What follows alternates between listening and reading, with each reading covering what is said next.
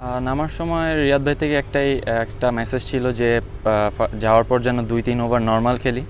আর আমার প্ল্যান ছিল যাতে শেষ পর্যন্ত উইকেটে থাকতে পারি আর ম্যাচটা শেষ করে আসতে পারি। ব্যাটিংয়ে নামার পরে আমি চেষ্টা করেছি উইকেটটা অ্যাসেস করার, উইকেটে কী বিহেভিয়ার সেটা খেয়াল রেখে যাতে উইকেট না দিয়ে আমি স্টে করতে পারি। শেষ পর্যন্ত যদি আমি খেলতে পারি তো আমার বিশ্বাস ছিল যে আমি যেই রিকোয়ার্ড রেটই থাকুক না কেন ম্যাচটা ভালোভাবে শেষ করতে পারবো। সোহান ভাই অনেক ভালো ব্যাটিং করেছে, তার সাথে ব্যাটিং করার সময় দুজনের প্ল্যান ছিল যে আমরা উইকেট দিব না, উইকেট না দিয়ে জাস্ট বল টু বল তখন রান দরকার ছিল, তো উইকেট না দিয়ে কীভাবে রান করা যায় সেই চেষ্টাই করছিলাম।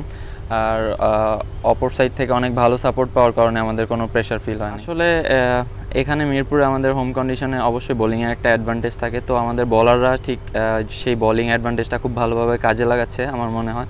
তো এ কারণে আমাদের বোলিং অনেক ভালো হচ্ছে, তাছাড়া আমাদের ফিল্ডিং, ক্যাচিং সব কিছুই অনেক ভালো হচ্ছে, দেখা পুরোপুরি একটা ভালো টিম এফোর্ট হতে। লাস্ট কয়েকটা সিরিজ ধরে আমরা অনেক ভালো ক্রিকেট খেলতেছি। লাস্ট আমরা জিম্বাবুয়েতেও ভালো ক্রিকেট খেলেছি, তার আগেও যে সিরিজটা হয়েছে সেটাতেও ভালো ক্রিকেট খেলেছি, তো ওই সিরিজগুলোর কনফিডেন্স অবশ্যই আমাদের হেল্প করছে। তাছাড়া সিনিয়র যারা আছে তারা সবাই আমাদের হেল্প করতেছে, তো খুব সুন্দর একটা টিম এনভায়রনমেন্ট আমাদের ক্রিয়েট হয়েছে।